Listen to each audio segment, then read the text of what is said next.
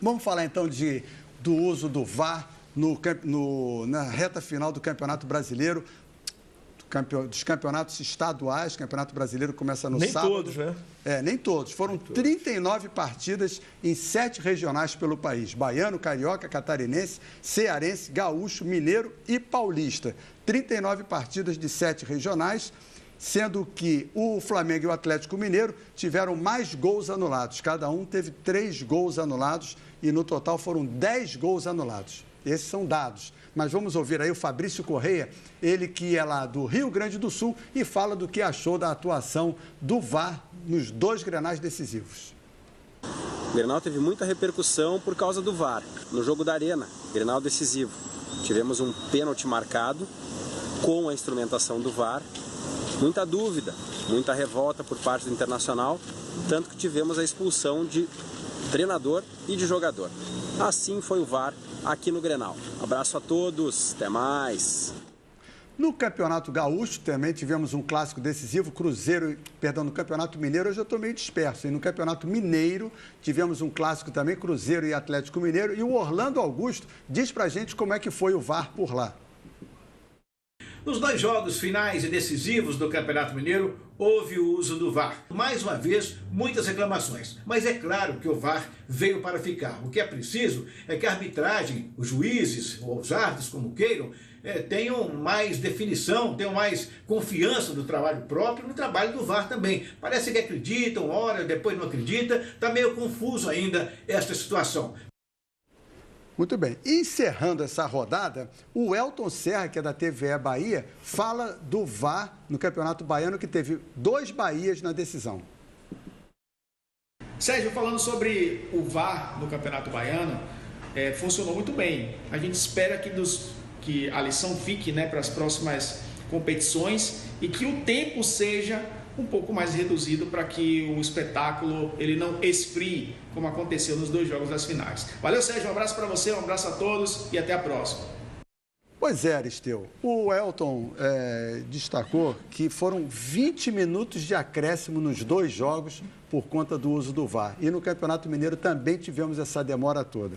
Como é que você analisa o VAR que chegou para ficar no futebol brasileiro?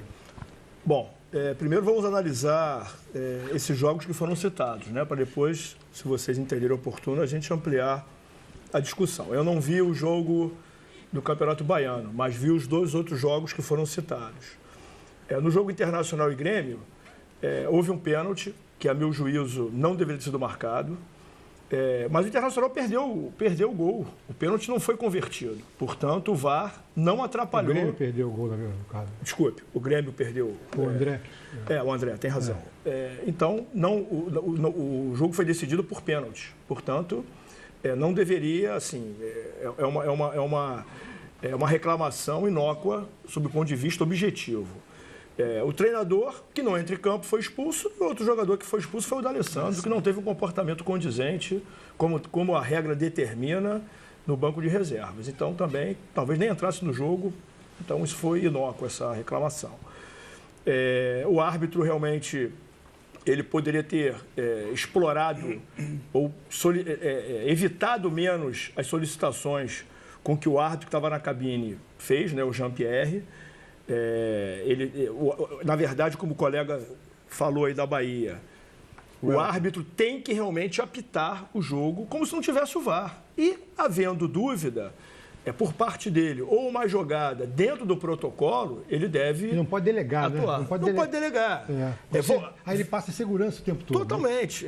Vindo agora para o Atlético Mineiro e Cruzeiro, para mim, foi o jogo, assim, ponto negativo do VAR até então.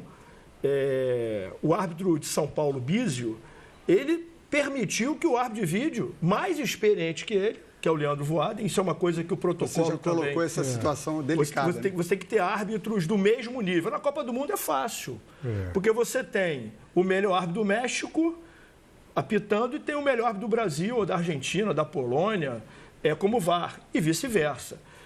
Nós vamos ter problemas, você vai abordar isso no próximo bloco, em relação ao Campeonato Brasileiro. Porque, em tese, quem está melhor condicionado, quem está melhor ranqueado, vai estar apitando o jogo. E não vai estar como Mas VAR. teve Isso é uma caso coisa em Minas, óbvia. você não gostou porque você não viu o pênalti ali. Foi um equívoco, você diria. Mas teve um lance no primeiro jogo a favor do Atlético, um puxão de camisa, que foi o que o Atlético reclamou. O Dedé, né? O Dedé teria puxado o Igor Rabelo, apareceu até no clipe inicial. Responder essa pergunta, dizer o seguinte, como é que vai ser resolvida essa situação de bola bater no braço, foi de propósito, porque a FIFA já deliberou que bater de qualquer maneira vai ter que ser marcado. A gente vai tratar daqui a mais à pouco frente. essa mudança. Mas, Márcio, a questão do Atlético Mineiro e Cruzeiro, eu não vou nem detalhar jogada aqui ou ali. Caso vocês entendam oportuno, a gente pode dissecar isso mais e melhor. O problema é que o árbitro não apitou o jogo. Quem apitou o jogo foi o VAR. Até para duas situações de cartão amarelo muito claros, em que o árbitro, vamos esquecer o VAR, teria que ter visto, porque foram lances limpos, próximo dos assistentes, que não apontaram dentro do protocolo, que é apontar a camisa, para que o árbitro, quando a jogada assim o requer, apresente o cartão amarelo. Ou seja, a equipe, dependendo da equipe que está no campo, ela está fragilizada, pressionada por um fantasma que se chama Equipe de VAR. arbitragem que você fala. Equipe de arbitragem. E uma coisa que colabora muito porque a gente está falando é o seguinte, qualquer marcação, aquele monte de jogadores corre, passa insegurança, passa tumulto, passa falta de autoridade do árbitro. Exatamente. Como corrigir isso? Não pode haver uma determinação de uma punição rigorosa para os jogadores que fazem isso? Bom, a previsão da punição já está na regra. Jogadores que não têm comportamento quando uma determinada infração é marcada, já está na regra. Isso aí. Mas até agora ninguém tentou providência. Mas está pronta para ser utilizada a qualquer momento. Basta que o árbitro aplique o que a regra determina. A questão é treinamento. O treinamento, com toda certeza, não foi condizente com essa demanda. Então, a gente precisa intensificar o treinamento. Um outro ponto fundamental, nós não somos, seres humanos não são telefones celulares, que você pega o chip e troca o chip de acordo com a necessidade. Nós não somos assim, não somos máquinas. Então, você tem jogo até um determinado momento do campeonato que não tinha VAR. E você tinha um árbitro no Rio de Janeiro, por exemplo. Tinha um árbitro adicional ao lado da trave, do lado errado. Não é o lado que a FIFA determina. E você tem jogos sem o VAR e sem esse camarada. E tem os jogos, na Copa do Brasil, por exemplo, não tinha VAR e não tinha o adicional. E agora você tem jogos com VAR. Ou seja, qual é o protocolo que o camarada tem que utilizar? Ele trabalha num jogo quinta-feira, por exemplo, da Copa do Brasil. Vai acontecer isso agora. E vai acontecer isso agora. A Libertadores da América não vai começar com VAR ainda. Ou seja, o cara faz um jogo, por exemplo, vamos voltar agora, vamos analisar o futuro, agora imediato. Vai ter um jogo de Copa do Brasil, ou de Libertadores da América, que ainda não está na fase do VAR, me parece que só vai entrar nas semifinais, né? Pelo menos é o que eu li, pode ser que entre antes, enfim, mas... Aí o cara vai sem o VAR. E no sábado ele vai pitar um jogo do Brasileiro com o VAR. Tem que ter ritmo de VAR. Tem que ter ritmo de VAR ou ritmo de não VAR. Não VAR. E aí, vamos lá, só para reforçar, Márcio, você falou de Campeonato Brasileiro. Série A tem VAR, Série B não tem VAR, são os mesmos árbitros. Então, vamos falar do Campeonato Estadual do Rio. Aconteceu uma situação, o primeiro gol do Flamengo. Perfeito. Né? Houve o impedimento do Gabigol. Gabigol. O lance seguiu, houve a falta e tal. Aí o nosso produtor aqui, o Roberto Brandão, diz o seguinte, ora, se o Bandeirinha espera o VAR, para que existe o Bandeirinha? Bom, vamos lá. Se ele só pode marcar muito parecido. na conclusão do lance, ou seja, ele não pode marcar, ele não tem que marcar quando ele tiver certeza do impedimento? Lógico. E por que ele não marca? Bom, vamos lá. Nesse lance pode ter acontecido uma série de problemas. Ele pode não ter visto o impedimento. Exatamente. Mas foi absurdo, né? Sim, mas acontece.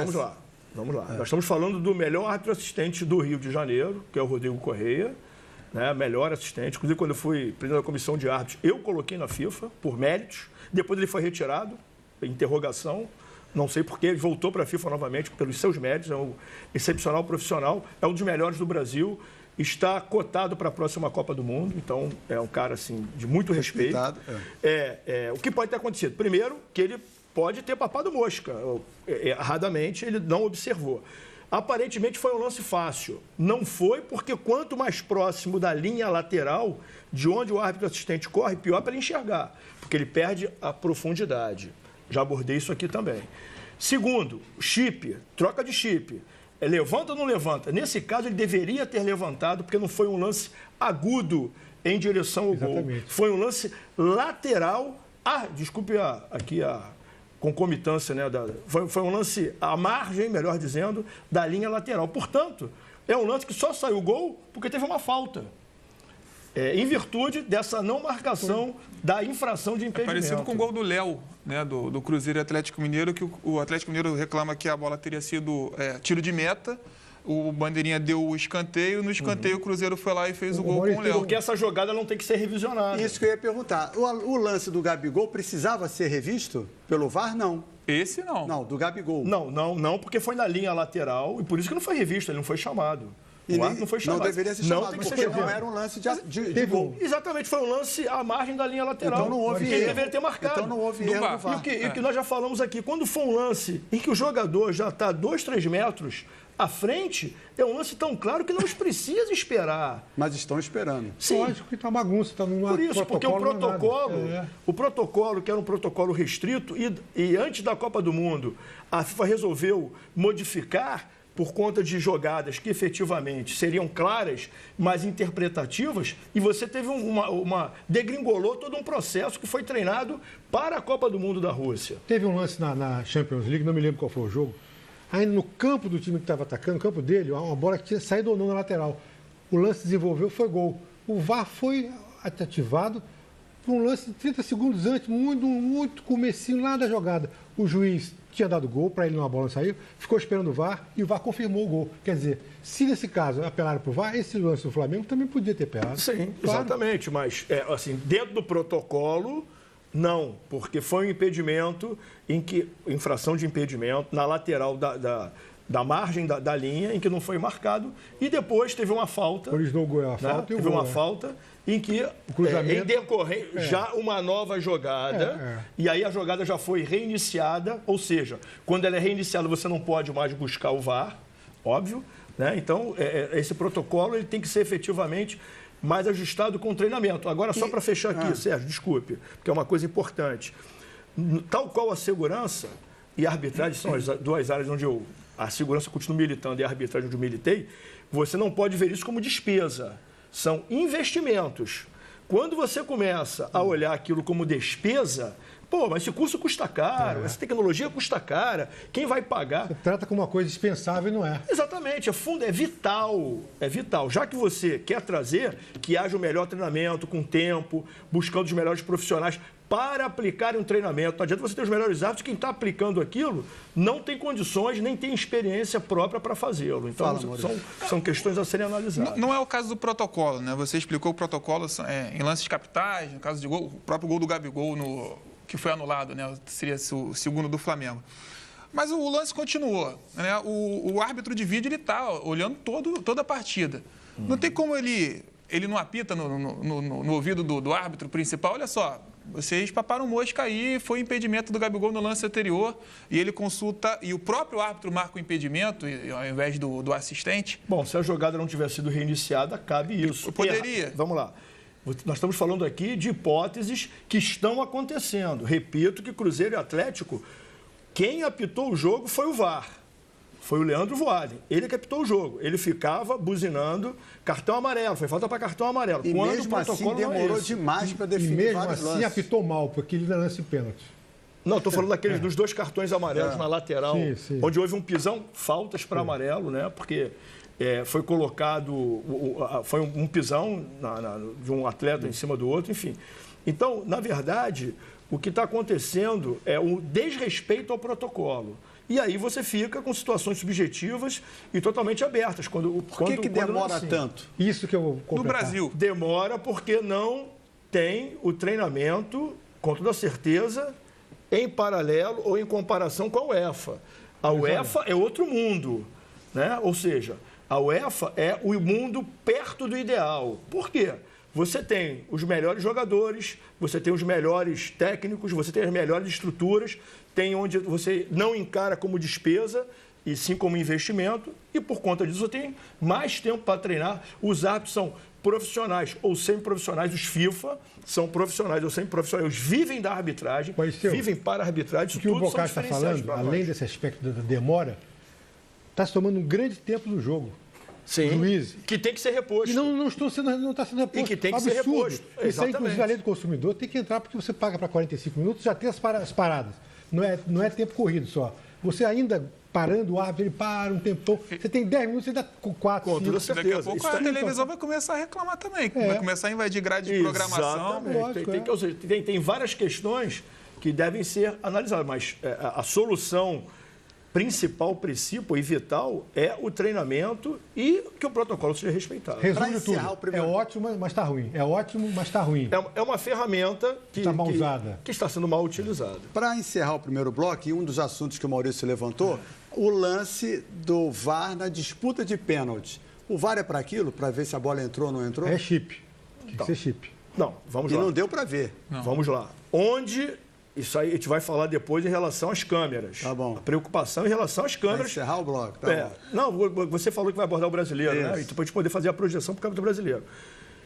O chip é uma solução que a FIFA deixou como legado para 12 cidades-sedes, tá certo? Então está para ser implementado. Porém, quando você tem um VAR, em tese você não precisa do chip, porque você tem que colocar uma câmera ali em condições de ver se a bola entrou ou não entrou. Mas o chip é muito melhor do que o VAR nesse caso. Da bola mas o chip é outra tecnologia. Não, mas ela não erra. O chip não erra. Sim, mas aí você vai ter mais uma preocupação com o árbitro. Você vai ter tem que ter mais um relógio próprio. Mais despesa, no caso, né? Não, é exato, porque se você vai estar replicando uma despesa. Porque um dos fatores do protocolo do VAR é se foi gol ou não. Ou seja, é objetivo. A bola entrou ou não entrou. Então tem que ter uma câmera ali. Pô, lógico. E que parece não tem. É complicado, porque você tem a trave, tem, sei lá, 7 metros. Como é que a câmera vai pegar a linha certinha? Tem que ser em cima. Pega. A gente cansa de ver lances que foram esclarecidos por conta aquele lance da Chapecoense ontem. O chip é 100%. Toda a Europa quase está usando chip atualmente. Bom, se você colocar o chip, você não precisa ter essa tecnologia em cima da linha em relação ao VAR. Só em relação ao VAR, não. Só isso, Muito bem, vamos trocar o chip.